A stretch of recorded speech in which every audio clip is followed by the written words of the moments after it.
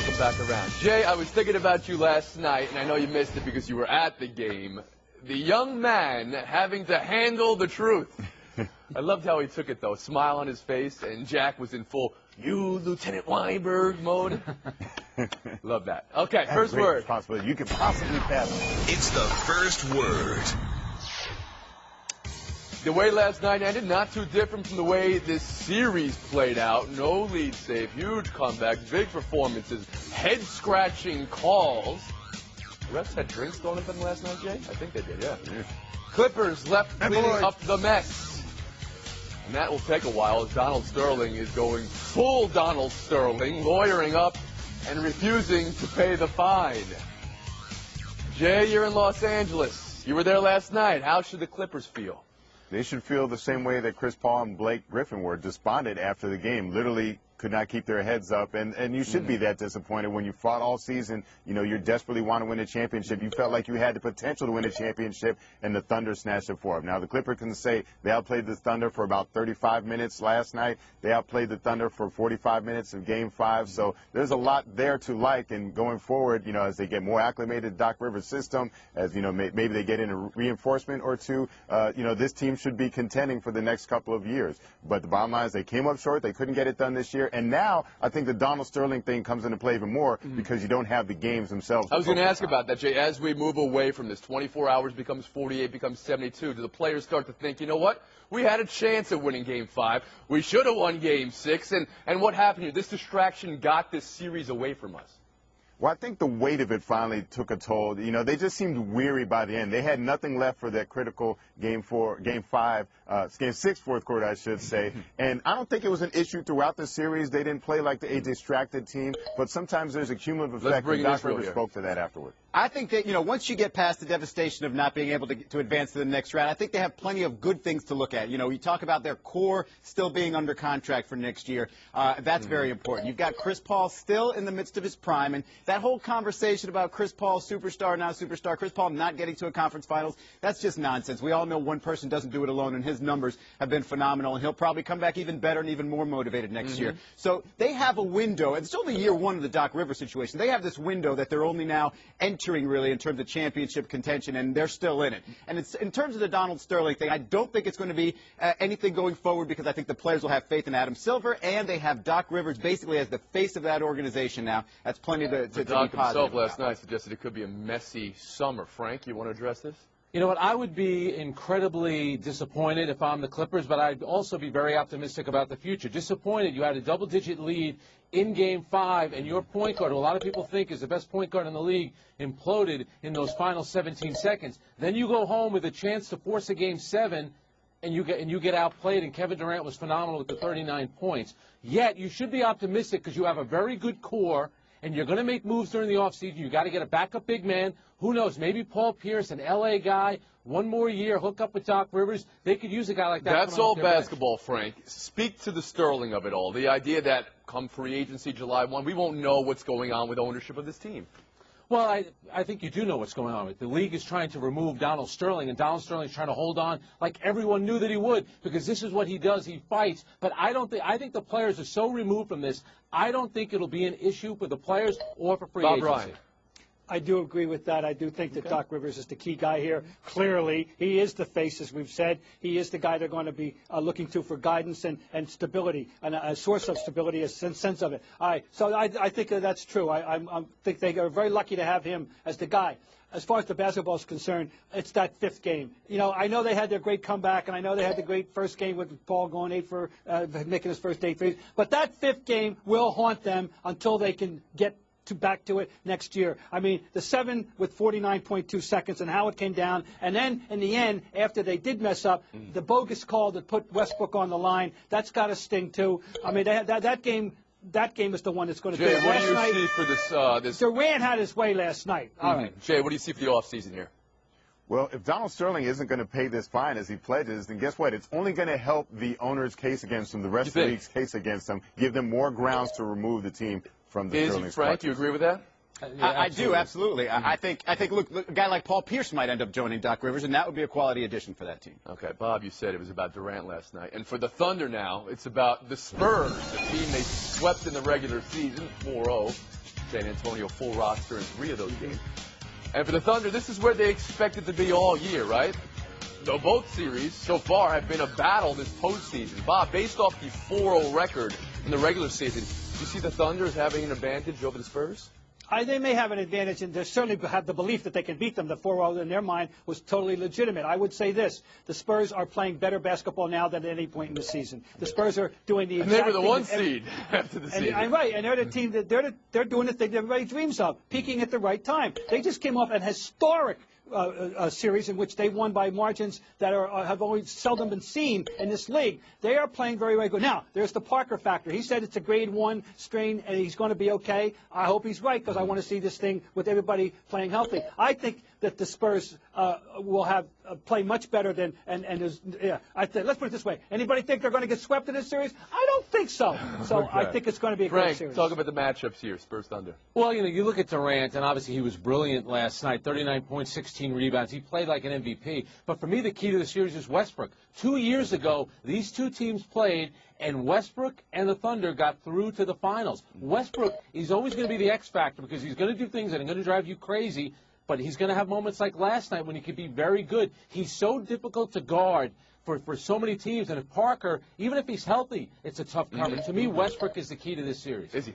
I think Westbrook could be the key if San Antonio applies that sort of LeBron defense where you give him space and sort of encourage him to shoot and let Westbrook potentially dig his own grave there for his team. But I think Reggie Jackson is the X factor in this series entirely because his numbers against the Spurs in the regular season were tremendous. And remember, James Harden had a great series against the Spurs a couple of years ago. So, and on the injury front, Serge Ibaka might be more of an impact player that going down than Tony Parker, because Tony Parker apparently seems fine, or reportedly. Yeah, but Izzy, it starts at the top, and the Thunder will have the best player on the court in Kevin Durant. He certainly was in MVP form in closing out the Clippers last night. And I think the peak of the Thunder is better than the peak of the Spurs. When the Thunder are at their best, I would say whose best is better. I like the Thunder's best better. The question is, can the Thunder maintain the consistency that the Spurs have had, regardless of who's on the court for San Antonio? They stay with their system, and it's going to be system against individual stars and peak performances that the Thunder offers. So if they can stay consistent, if they can't get wayward when the shots aren't falling, because we've seen Westbrook and even Durant can have their moments when they're not making their shots. If they can maintain their focus when things aren't going their way for their two stars, they can Bob, win this real series. quick. Izzy read my mind about Reggie Jackson. He's been curiously strong against them, but I disagree with J.A. I think the Spurs are better at their peak with the depth that they have. They have some of the deepest depth I've ever seen in this league. Deep depth. Okay, Yeah. that's like a Woody Deep Cage depth. right there. We got deep. Not going to let you off the hook saying it's not going to be a sweep. Who do you have in the not. series, Bob? I'm going Spurs. Ice. Thunder. Is Thunder in 6. and Jay again. Thunder is in. We've been home. We're taking a break. Buy or sell next. Coming up, Pacers, Heat, Kupchak, Kobe, and Michael Sam's reality and the NFL's reality. We'll be back in 2 minutes. And I'm writing your picks down on paper. You're not running away from this one, Bob. Buy or sell. Ryan and Isola 10. Adane 9. Gutierrez 7. It's buy or sell. An unnamed teammate thinks it will be a distraction. The Rams didn't know about it. Michael Sam's upcoming reality show, a documentary series, is what Oprah's network is calling it, getting some hard knocks right now. Jason Whitlock's column on ESPN.com, quote, America, for the most part, would wrap its arms around Michael Sam, the gay underdog football player, fighting to find his place in the NFL. America, for the most part, will reject Michael Sam, the gay, in-your-face political media pawn, using the NFL as a platform to launch his celebrity brand, end quote. Jay, what do you think of Sam's participation in the series? I find it amusing that Michael Sam announcing that he is gay did not cause the same amount of outrage and backlash as him saying that he's got a reality TV show. So I'm going to buy that as a sign of societal progress. I'm going to sell the notion of this show, though, because if Michael Sam is out to prove that he's just another NFL player, and if the Rams and the NFL are intent on trying to assist him in that cause, then where's the dramatic tension in the show? Where's the conflict that you need to make interesting television? So I don't see how this would be a good project. You know, it's way too easy to just sort of criticize him and say, oh, it's for money, oh, it's for some sort of celebrity brand, because we don't know the man's motive. If it is to sort of further the advancement of the LGBT community and shed light on this situation and see his process, then that's a very good thing. If he has enough confidence as a football player to know he's going to succeed on the football field despite this supposed distraction, then why are we complaining? It's a confident football player. Right. Obviously, it's a risk. It's a risk, but it's a risk he's willing to take. And, some should applaud him for it, maybe. Israel, in New York, we're cynical about everyone's motives. And in this case, when you think about Michael Sam, here's my thing. If it was Johnny Manziel and he was doing this, first of all, teammates would come out on the record, veteran players, probably defensive guys, saying, who does he think he is? He just got drafted. Now he wants his own reality show. Michael Sam, you're at the bottom of the food chain when you come in as a rookie. I think it's a bad impression. You're going to alienate your teammates. And you're coming Frank, in you have to admit his story is different. He has a different story to tell. And there's value in him telling that story. Well, first of all, there's a lot of guys in the draft that have a different story, but you want to be treated as a football player, yet you're coming in differently with your own television. Bob, your thoughts on this?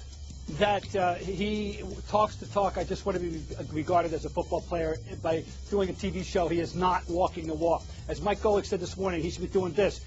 Football, eat, sleep. Football, eat, sleep. Football, eat, sleep. Period. By the way, he needs to concentrate on football because it seems that he may be delusional thinking that he should have been drafted higher when every single expert says he'll be very lucky to make Let's go the back team. around here. Adonde. Well, every year, though, Hard Knocks comes in and brings their cameras to an Right. NFL Is that training not a camp, distraction and they always for follow rookie a guy players? who's a borderline guy who's questionable. Is he going to get cut or not? So how would this be any different Israel. from that? We should point out that the cameras aren't following him into the Rams facility. It's just their personal, his personal life. And also, look, Michael Sam needs football, yes. But in the greater scheme, football is absolutely There was secondary. so much energy around during the draft. Who would be the team to draft? Make a commitment to Michael Sam. Now the story, as this documentary series plays out as well, becomes about the position the St. Louis Rams are in, right, Frank? Well, absolutely. And I think Jeff Fisher is confident enough in himself that if Michael Sam's not good enough, they'll cut him. But I would say this from their front office, the coaching staff. I can't believe that they like this because it's a delicate story to begin with. They just want him coming in as a football player. We have to move on. Back to basketball now. Indiana Pacers upward and onward and 5-1 on the road this postseason. Good thing they didn't spend all that energy getting home court advantage for the series against the Heat. You buy or sell in these chances against Miami now, Israel? Well, I'm going to buy them just for one reason. They seem to do better with the underdog role. They did it all year long when they built up that number one seed, then they became the favorites. That's when they started to slide. Now that people see them as an underdog, I think they're back to a comfort zone. I think they're embracing the fact now that they're dysfunctional. We keep talking about them like that. They're 5-1 on the road in the playoffs, and Hibbert has given Miami trouble in the past. Maybe he'll do it this time. Bob shaking his head no. No, he took my Hibbert line. I was going to say, believe it or not, Bob. he may be the key guy in this series to get them over the hump. I think they got a 40% chance. That's pretty good. Jay. Yeah, Bob, they're built to exploit some of the Heat's weaknesses. And the last 14 games, regular season and playoffs, this series is split 14-14. But I think the Heat's experience will be the difference. And we've seen the Pacers crumble when things get tough. So I think that's going to come into play in this series. I like the Heat. So you've got Bob's giving Pacers 40% chance, which means you still got the Heat. Israel, Frank, Heat. Miami. We'll move on. Mitch Kupchak. Where's Mitch Kupchak? There's Mitch Kupchak. There he is. He says Kobe won't have a say in naming the next Lakers coach. Kobe told Kimball last week he didn't have a say in naming the last two. How should Kobe feel this time around, Frank? No offense, I love Kobe Bryant, but you know what? Just worry about getting back on the court. I don't have a problem with what Mitch Kupchak said. Kobe Bryant should neither play. We'll pick the coach. Right. The owner loved him. The GM only likes him. He should just recognize his place. Employee. Keep his mouth shut. Adonde. But how can he do any worse at picking coaches than Nebraska has done the last couple of outings? They had Mike Brown didn't last 82 games, and Mike D'Antoni basically lasted 2 seasons, but did so with a losing record. So why not have some input from Kobe? Come on, now this is arguably the best Laker of all time, and you're not even going to ask him about the coach. Now I know it's possibly beyond Kobe, this coach, but come on, you got to at least Hold on. Hot Sports Day, best Laker of all time. Adonde, you've covered the Lakers for the last 15, 20 years. Jerry Buss. Wow. Bob Ryan, you've covered the NBA for the last 40 years. Frank? He's got the rings, but I'll take Western Magic. Okay, Frank. Magic Johnson. That's and the the end of Lakers. Israel. Words taken right out of your mouth. Wave goodbye. Adonde, Isola, Ryan. Lightning round next. And coming up, cars in college and what Coach Saban thinks. Good. Ice. 13, Ryan. Adonde, 12. Anybody's ball game in the lightning round. Check out this photo an Alabama recruit posted of himself and his car. And this response from former West Virginia quarterback Pat White. Stop pretending like you didn't know. The Crimson Tide has been doing this for years. Glad that he turned down a Corvette to become a mountaineer. And then this reaction from Nick Saban. Is that the best thing we can talk about? Yes, that's where we are. Something or nothing, J.A.? There's something, particularly coming a month after that great SB Nation story that went into great detail about the bagmen in the SEC and how they distribute cash and cars to recruits and players on campuses there. But Pat White needs a little bit stronger evidence if you're going to toss out those kind of accusations. But Nick Saban needs a better response than directing lip placement. Frank. Nick Saban, he's a laugh a minute, isn't he? But when you think about Alabama, places like West Virginia, yeah, we know there's some boosters that are out of control, and maybe they give the players gifts. I'm more worried about things like academic fraud. I don't really care about the other stuff. All these colleges have these boosters that are nuts, except the University of Maryland. We have the record to prove it. Bob Ryan. It's nothing to me because I've been watching college sports for 60 years. It's something only to naive people who don't understand that it's very possible that there's lots of chicanery of this nature going on. And as far as Mr. Saban is concerned, when you're the most important person in the state of Alabama, you can do anything and say anything you please. But don't people deserve a stronger denial, Bob? I'm just shocked that you didn't drop a shock here to see that there's accusations of cheating going on in the SEC. I could have, but I just had to, change up my game a little bit. That's all. Well, Bob, you changed it up a little bit. Still wasn't good enough to get you into the showdown. It's a very disturbing trend going on here, Mr. Reali. I have no idea what you're talking about. We'll see you. Have a great weekend, Bob. Isola Donde showdown next. 2 enter, only 1 will leave. And straight ahead, Kings and Ducks and Welker and Bucks. And whether Johnny Football really texted the Browns, hurry up and draft me already.